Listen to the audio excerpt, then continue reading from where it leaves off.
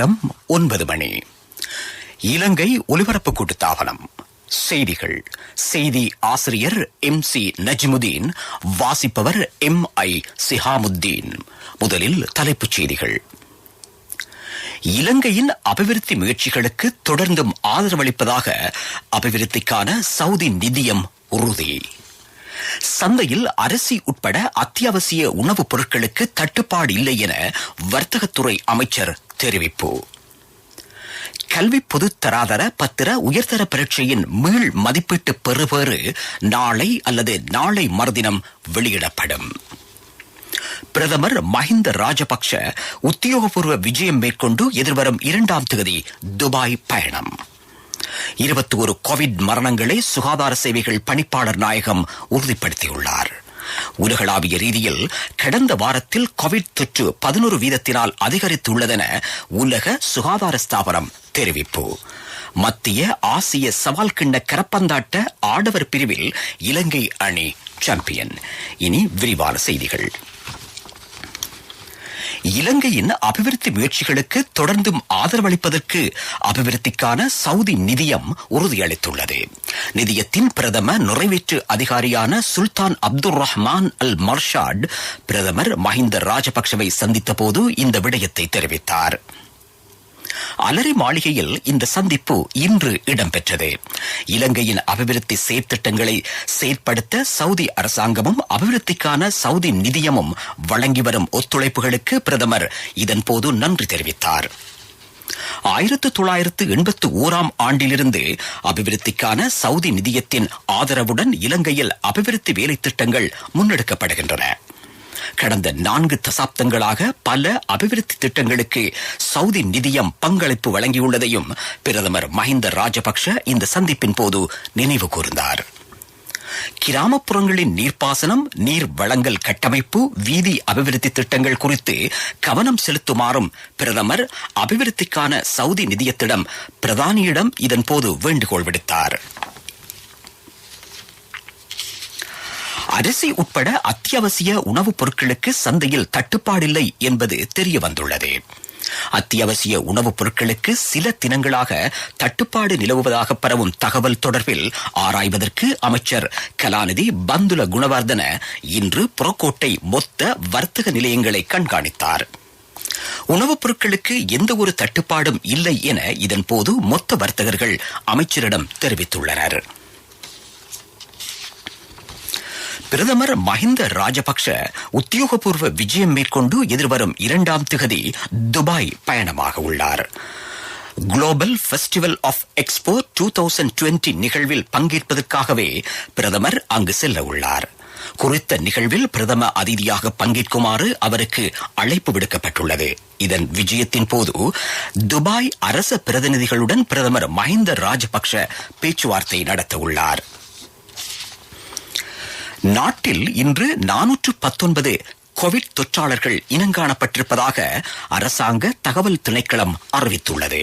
இதன்படி தொற்றுக்கு இலக்காகியிருப்போரின் மொத்த எண்ணிக்கை 5,85,005 அதிகரித்துள்ளது.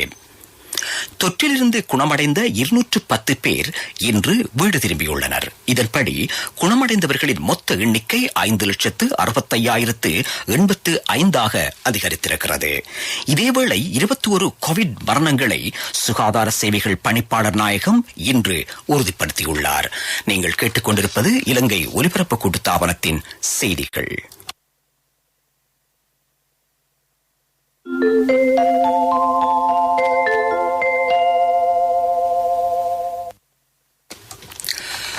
விபத்துக்களில் சிக்கிய அதிக அளவானோர் அரசு வைத்தியசாலைகளில் தங்கியிருந்து சிகிச்சை பெறுவதாக சுகாதார பிரிவு சுட்டிக்காட்டியுள்ளது. சுகாதார திணைக்களத்தின் தகவல்களுக்கு அமைய வைத்தியசாலைகளில் தங்கியிருந்து சிகிச்சை பெறுபவர்களில் 5 பேரில் 2 விபத்தினால் காயமடைந்தவர்களாவர். கடந்த கால தரவுகளில் ஆராயும் போது பண்டிகை காலத்தில் இடம்பெறும் விபத்துக்களின் எண்ணிக்கையில் மிகுந்த அதிகரிப்பு காணப்படுவதாகவும் சுகாதார அமைச்சின் தொற்றா நோய் தடுப்பு பிரிவு குறிப்பிட்டுள்ளது. இதேவேளை கடந்த 5 வருடங்களுக்கு முன்னர் பண்டிகை காலத்தில் பட்டாசு கொளுத்துவதனால் ஏற்படும் விபத்துக்கள் அதிக அளவில் காணப்பட்டது. எனினும் கடந்த சில வருடங்களில் இந்த எண்ணிக்கையில் வீழ்ச்சி தென்படுவதாக சுகாதார பிரிவு சுட்டிக்காட்டியுள்ளது. பஸ் கட்டணத்தை மறுசீரமைக்க தீர்மானிக்கப்பட்டுள்ளது. இதன்படி குறைந்தளவான பஸ் கட்டணத்தை 14 ரூபாவிலிருந்து 17 ரூபாவாக அதிகரிப்பதற்கு நடவடிக்கை எடுக்கப்பட்டுள்ளது. தனியார் பஸ் உரிமையாளர்கள் சங்க பிரதிநிதிகளுக்கும் ராஜாங்க அமைச்சர் திலும் அமுனுகமவுக்கும் இடையில் இன்று நடைபெற்ற பேச்சுவார்த்தையின் போதே இந்த தீர்மானம் மேற்கொள்ளப்பட்டது. இதன்படி 17 ரூபாவாக காணப்பட்ட பஸ் கட்டணம் 20 ரூபாவாகவும் 23 ரூபாவாக காணப்படும் கட்டணம் 27 ரூபாவாகவும் அதிகரிக்கப்பட உள்ளது.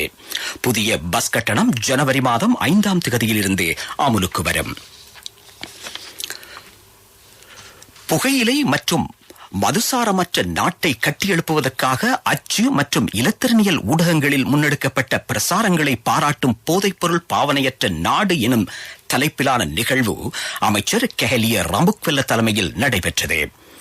பத்தரமுல்லையில் உள்ள வோட்டர்ஸ் எட்ஜில் இன்று இந்த வைபவம் இடம்பெற்றது.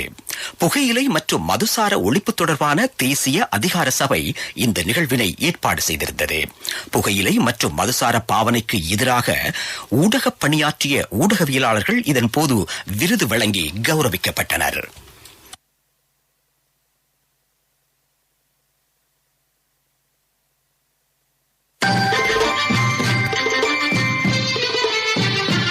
பிரதான செய்தி வழங்குவோர் ஒவ்வொரு வீட்டிலும் இருக்க வேண்டிய வீட்டு வைத்தியர் சித்தாலேப. கடந்த வருடம் நடைபெற்ற கல்வி பொதுத்தராதர பத்திர உயர்தர பரீட்சையின் மீள் மதிப்பீட்டு பெறுபேறு நாளை அல்லது நாளை மறுதினம் வெளியிடப்படும் என்று பரீட்சைகள் ஆணையாளர் நாயகம் LMD தர்மசேன தெரிவித்துள்ளார். உயர்தர பரீட்சை பெறுபேறு மீள் மதிப்பீடு செய்வதற்கு 51,000 பரீட்சார்த்திகள் விண்ணப்பித்திருந்ததாக பரீட்சைகள் ஆணையாளர் நாயகம் கூறினார்.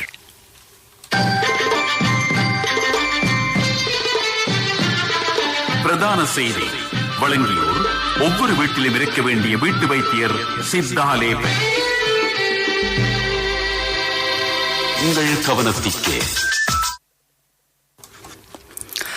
வடக்கில் டெங்கு நோயாளர்களின் எண்ணிக்கை அதிகரித்துள்ளதென வடமாகாண சுகாதார சேவைகள் பணிப்பாளர் டாக்டர் ஆவண்ணா கேதீஸ்வரன் தெரிவித்துள்ளார்.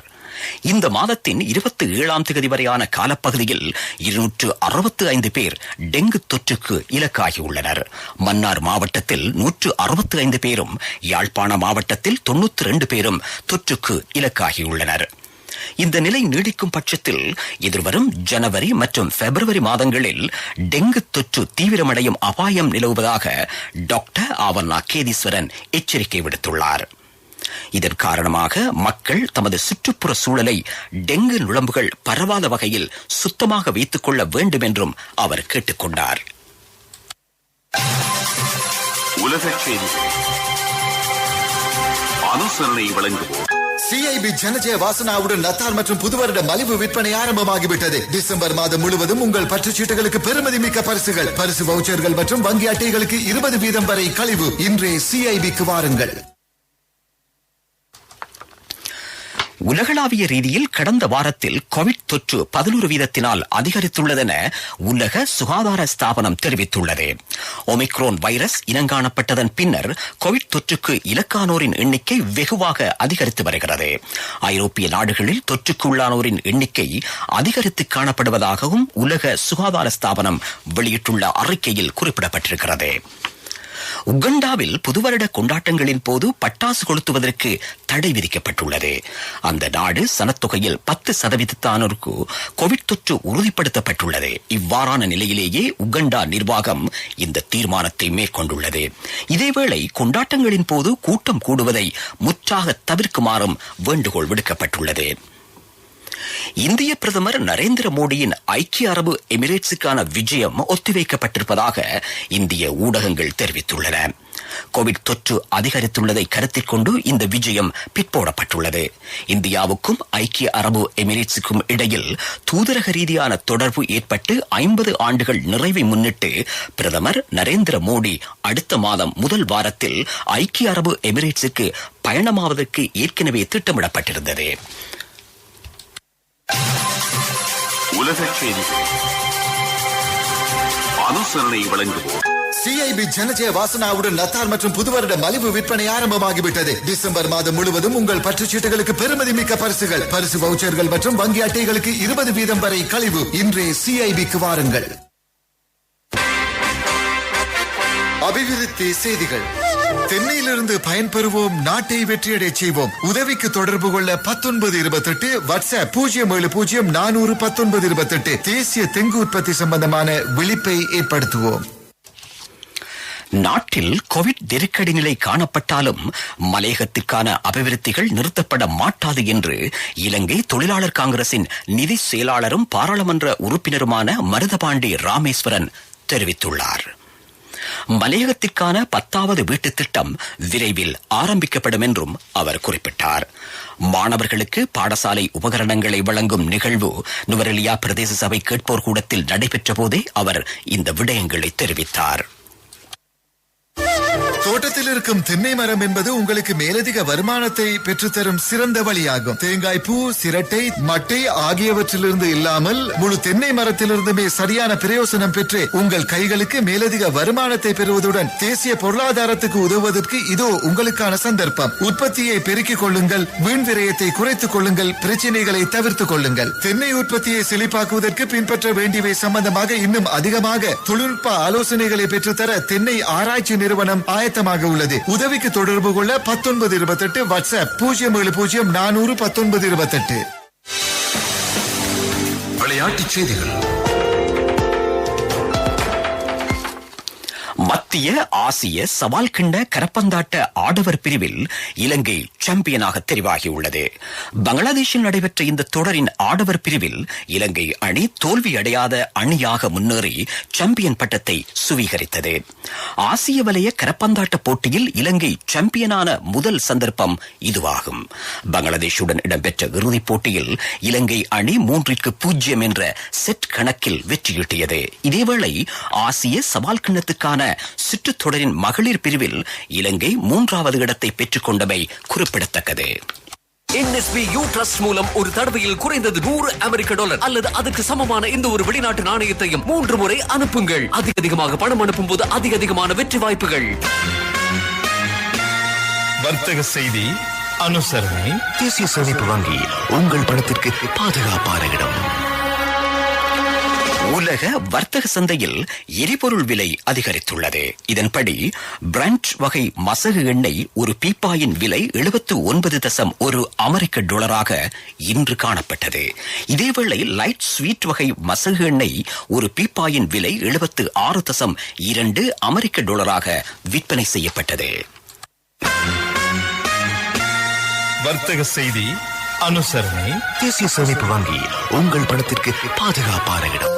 NSB-யின் பணம் அங்கிருந்து பரிசு இங்கிருந்து பொன்விழா வெற்றியாளர் நீங்களா? இம்முறை NSB பொன்விழாவை முன்னிட்டு சூப்பர் வெற்றியாளருக்கு தங்க பவுன்கள் 50, 2வது வெற்றியாளர்கள் 10 பேருக்கு ஸ்கூட்டர்கள், 3வது 10 வெற்றியாளர்களுக்கு ஐபோன்கள், 4வது 29 வெற்றியாளர்களுக்கு மவுண்டன் சைக்கிள்கள். 2021 அக்டோபர் 1 முதல் 2022 டிசம்பர் 31 வரை NSB ட்ரஸ்ட் மூலம் ஒரு தடவையில் குறைந்தது $100 அல்லது அதுக்கு சமமான இந்த ஒரு வெளிநாட்டு நாணயத்தையும் 3 முறை அனுப்புங்கள். அதிகமாக பணம் அனுப்பும் போது அதிகமான வெற்றி வாய்ப்புகள். பொருளாதார செய்திகள் அனுசரணை. என் கணவன் எனக்கு தந்த மோதிரம் தான் என் வாழ்க்கை. எல்ஓஎல்சிக்கும் உங்களோட தங்கம் உயிரை போன்றது. உங்களோட தங்கம் எங்கள்கிட்ட இருக்கிற வரைக்கும் உங்களுக்கு ஆயுள் காப்புறுதி தருவது நாங்க மட்டும்தான். நேரத்துக்கு தவணை செலுத்த முடியாம போனா உங்களோட தங்கத்தை உங்களுக்கு திருப்பி தருவதுதான் எங்கட நோக்கம். உங்களால தவணையை நேரத்துக்கு செலுத்த முடியாம போனா அதுக்கு தீர்வும் நாங்க தருவோம். நான் எதிர்பார்த்த தொகையை விட அதிகம் கிடைச்சதும் இல்லாம வேலையும் சுலபமா முடிஞ்சு எனக்கு மதிப்பு மிக்க பரிசும் கிடைச்சது. எல்ஓஎல்சியிடமிருந்து பெறும் சேவை தங்கத்துக்கு நிகரானது. எல்ஓஎல்சி ஃபைனான்ஸ் ரன்சவிரண்ய சேவை. தங்கம். இலங்கை சுற்றுலாத்துறைக்கும் முன்னணி விமான சேவை நிறுவனங்கள் இரண்டிற்கும் இடையில் புரிந்துணர்வு உடன்படிக்கை செய்து கொள்ளப்பட உள்ளது. எமிரேட்ஸ் மற்றும் சிங்கப்பூர் விமான நிறுவனங்களுக்குடனேயே அடுத்த மாதம் இந்த ஒப்பந்தம் கைச்சாத்திடப்படும். மேலதிக சுற்றுலா பயணிகளை வரவழைப்பதற்காகவே உடன்படிக்கை கைச்சாத்திடப்பட உள்ளது. பொருளாதார செய்திகள் அனுசரணை. உங்கள் வேண்டிய நிதி தேவைகளுக்கு சிறந்த தீர்வினை வழங்கும் வருபவர்கள் முன்னேறும் முன்னேறுபவர்கள் வரும் எல்ஓஎல்சி நிறுவனம். வாருங்கள், முன்னேறுங்கள். காலநிலை அறிக்கை.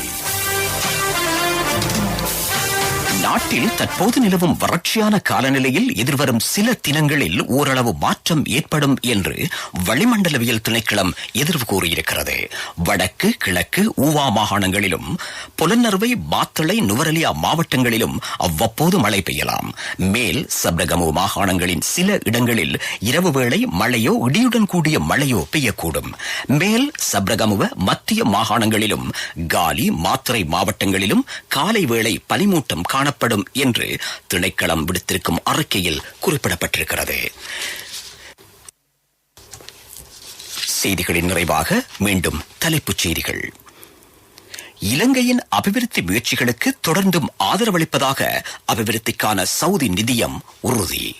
சந்தையில் அரிசி உட்பட அத்தியாவசிய உணவுப் பொருட்களுக்கு தட்டுப்பாடில்லை என வர்த்தகத்துறை அமைச்சர் தெரிவிப்பு. கல்வி பொது தராதரப்பத்திர உயர்தர பரீட்சையின் மீள் மதிப்பீட்டு பெறுபேறு நாளை அல்லது நாளை மறுதினம் வெளியிடப்படும். பிரதமர் மஹிந்த ராஜபக்ஷ உத்தியோகபூர்வ விஜயம் மேற்கொண்டு எதிர்வரும் 2ஆம் தேதி துபாய் பயணம். 21 கோவிட் மரணங்களை சுகாதார சேவைகள் பணிப்பாளர் நாயகம் உறுதிப்படுத்தியுள்ளார். உலகளாவிய ரீதியில் கடந்த வாரத்தில் கோவிட் தொற்று 11% அதிகரித்துள்ளதென உலக சுகாதார ஸ்தாபனம் தெரிவிப்பு. மத்திய ஆசிய சவால் கிண்ண கரப்பந்தாட்ட ஆடவர் பிரிவில் இலங்கை அணி சாம்பியன். எமது செய்திகளை www.newslbc.lk என்ற இணையதளத்திலும் பார்வையிடலாம். செய்தி அறிக்கைகளை SLBC நியூஸ் என்ற யூடியூப் வலைத்தளத்தில் செவிமடுக்கலாம். எமது அடுத்த பிரதான செய்தி அறிக்கையை நாளை காலை 6 மணிக்கு எதிர்பாருங்கள்.